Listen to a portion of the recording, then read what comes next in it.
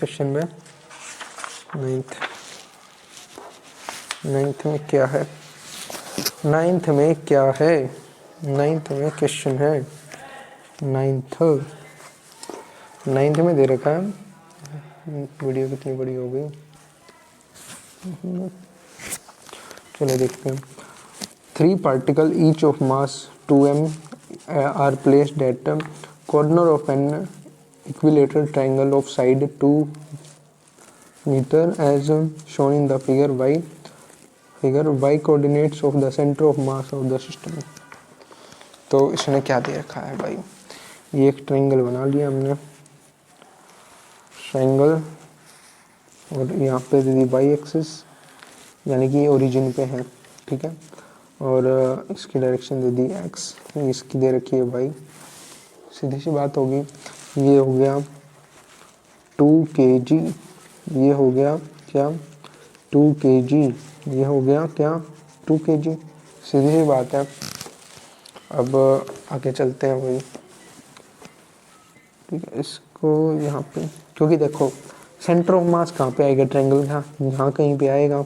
अगर इसे x coordinate पूछ रखा होता, सीधी सी बात है, इसके बीच में आ जाता।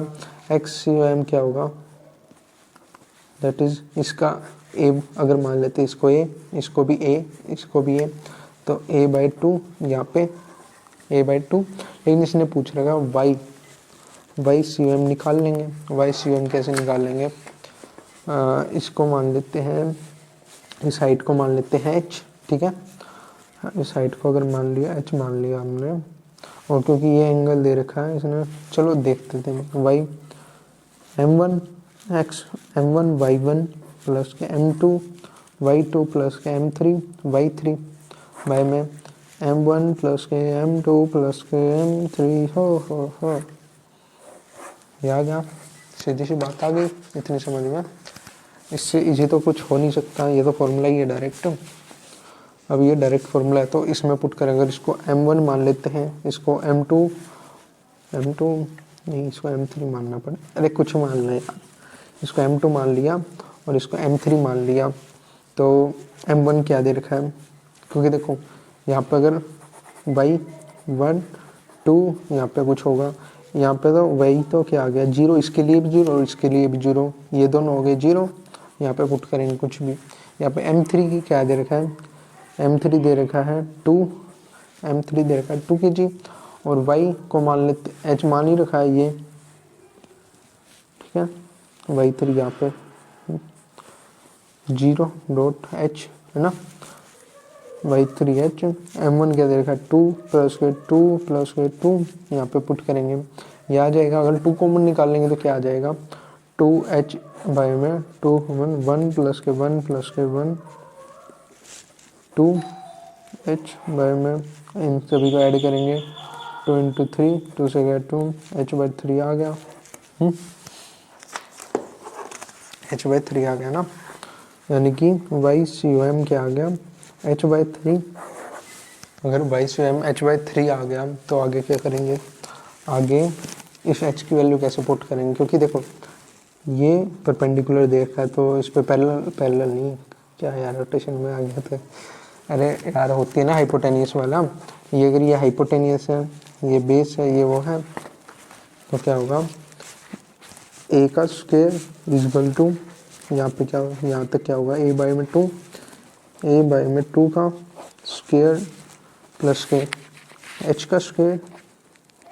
ट्रायंगल बन रहा है ना ये, इन सभी को हटा दो एक बार के लिए, मैं दोबारा से डायग्राम बनाता हूँ। a/2 और ये h, इस हिसाब से इसका स्क्वायर इक्वल क्या हो जाएगा? इन दोनों को ऐड करने के बाद इसका स्क्वायर, यही होता है। इसको अगर इस साइड भेज दें तो a का स्क्वायर माइनस के a का स्क्वायर बाय में 2 का स्क्वायर इक्वल टू h का स्क्वायर। यहाँ पर अगर इसको वो करेंगे तो क्या हो जाएगा?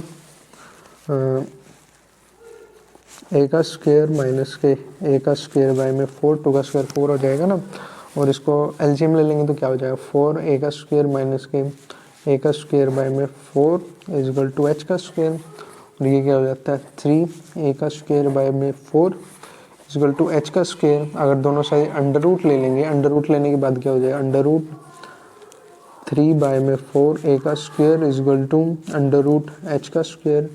तो क्या हो जाएगा, अंडर रूट 3 बाय में इसका क्या 4 का अंडर रूट क्या हो जाएगा 2, एक ए के स्क्वायर का अंडर रूट क्या हो जाएगा a, और h के स्क्वायर का अंडर रूट क्या हो गया h क्या आ गया। और यहाँ पे अगर पुट करेंगे h की वैल्यू तो क्या हो जाएगा अंडर रूट 3 बाय में 2, a की वैल्यू क्या है, a की वैल्यू है यहाँ पे 2 मीटर दे रखी है ना, इसमें ये दे रखी है triangle of side 2 metre. Blur तो नहीं है ना, हाँ ब्लर था यार, ठीक है 2 मीटर दे रखा है।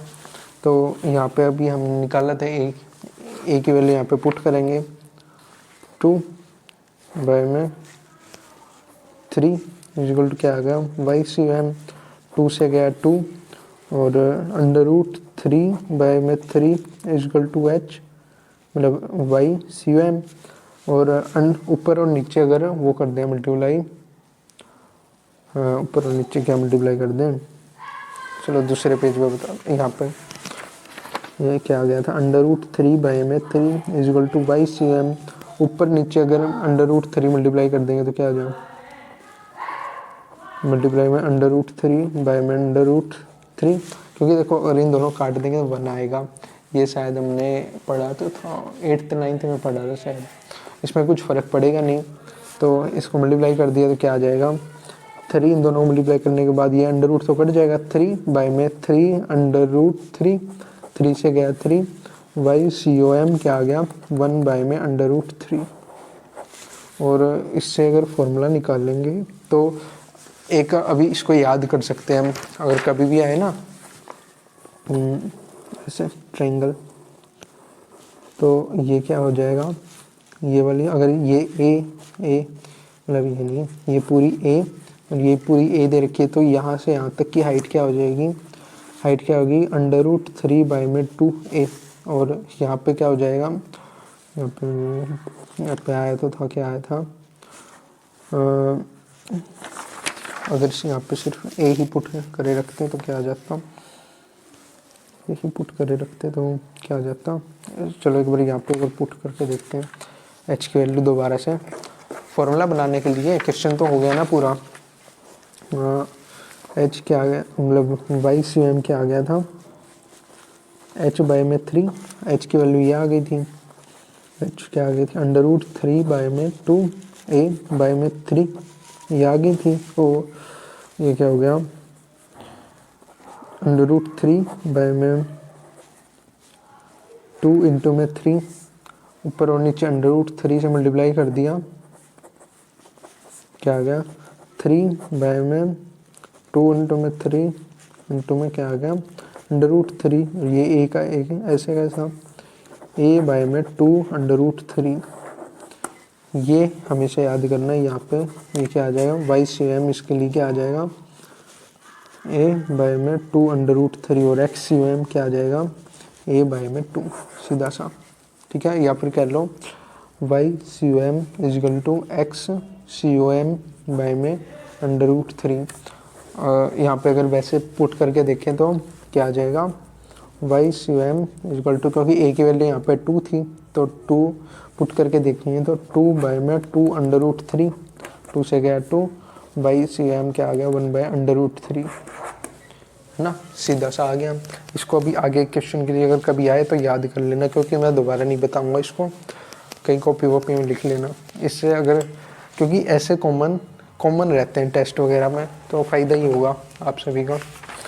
तो चलते हैं अब 10th क्वेश्चन पे। यार डीजे बजने लग गया, ये लास्ट क्वेश्चन करवा रहा हूँ फिर मैं, शायद आवाज़ भी आ रही होगी आपको।